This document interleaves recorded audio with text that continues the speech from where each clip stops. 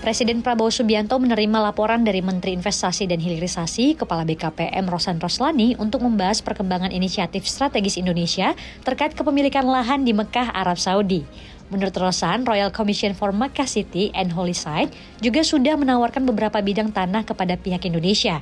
Rosan menerangkan lokasi itu ada 8 plot, ada yang berjarak 1 km dan 2 km dari Mekah. Luasnya pun beragam, ada yang 16 hingga 25 hektar. Menurut CEO dari Badan Pengelola Investasi Daya Anagata Nusantara atau Danantara ini, dari hasil pertemuan Presiden dengan Perdana Menteri Arab Saudi Putra Mahkota Muhammad bin Salman Al Saud, sudah mengubah kepemilikan tanah oleh asing di Makkah dengan status freehold atau hak pilih. Rencananya salah satu peruntukan pembelian tanah itu untuk dibangun kampung haji.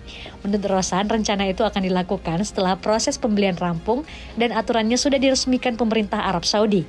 Terkait dengan detail harga maupun lokasi tanah, Rosan belum bisa membeberkan. Namun yang pasti, nantinya Danantara akan memimpin proyek pembangunan di Mekah ini.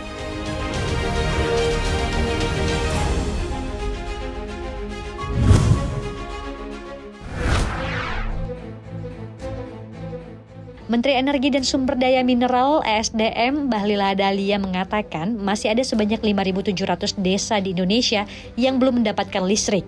Menurut pantauannya, masih banyak rumah yang menggunakan pelita pada malam hari untuk memperoleh penerangan. Padahal salah satu arahan Presiden RI Prabowo Subianto meminta agar seluruh masyarakat Indonesia sudah bisa mendapatkan akses listrik.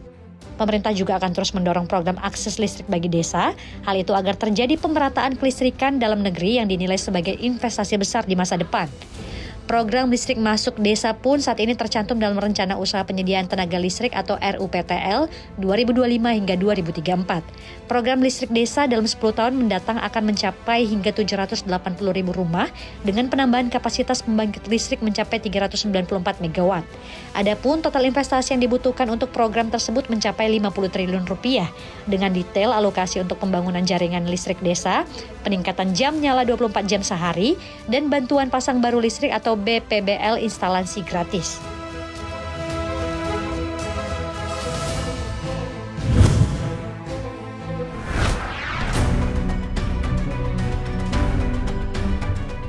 Baru-baru ini 4 perusahaan smelter nikel di Sulawesi dikabarkan telah menghentikan operasinya. Kondisi ini pun berdampak langsung pada ribuan pekerja yang dilaporkan telah dirumahkan atau diberhentikan.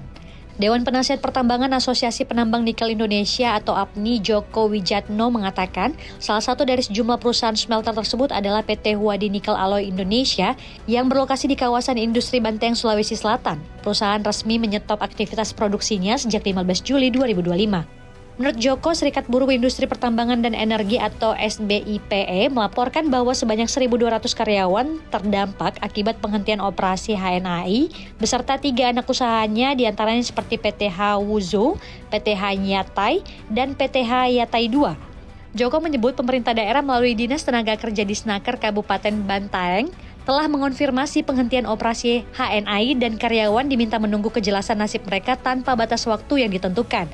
Namun demikian, manajemen membantah telah melakukan pemutusan hubungan kerja atau PHK massal. Mereka menyebut kabar tersebut sebagai hoaks dan menyatakan siap menempuh jalur hukum terhadap pihak yang menyebabkan informasi menyesatkan.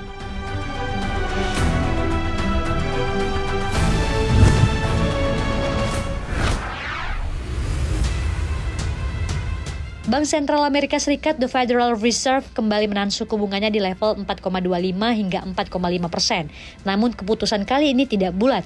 The Fed juga masih membuka peluang untuk 2 kali pemangkasan suku bunga hingga akhir 2025. The Fed mengumumkan suku bunga pada Rabu waktu AS atau Kamis dini hari waktu Indonesia. Ini merupakan kali kelima The Fed menahan suku bunganya setelah terakhir kali menurunkan suku bunganya pada pertemuan Desember 2024. The Fed telah mengerek suku bunga sebesar 525 BPS sejak Maret 2022 hingga Juli 2023. Mereka kemudian menahan suku bunga di level 5,25 hingga 5,5% pada September 2023 hingga Agustus 2024, atau lebih dari setahun sebelum memangkasnya pada September 2024 dan dilanjutkan pada November serta Desember 2024 dengan total 100 basis poin di tahun kemarin. Yang menarik, 2 pejabat tinggi Gubernur Christopher Waller dan Michelle Bowman mengatakan ketidaksetujuan atau beda pendapat. Mereka lebih memilih agar suku bunga dipangkas 25 BPS. Ini adalah pertama kali sejak 1993 2 gubernur menolak dalam satu rapat Federal Open Market Committee atau FOMC.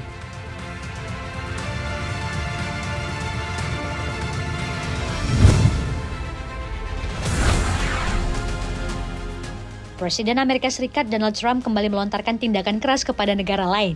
Kali ini, negara yang terkena lemparan dari Trump adalah Brazil.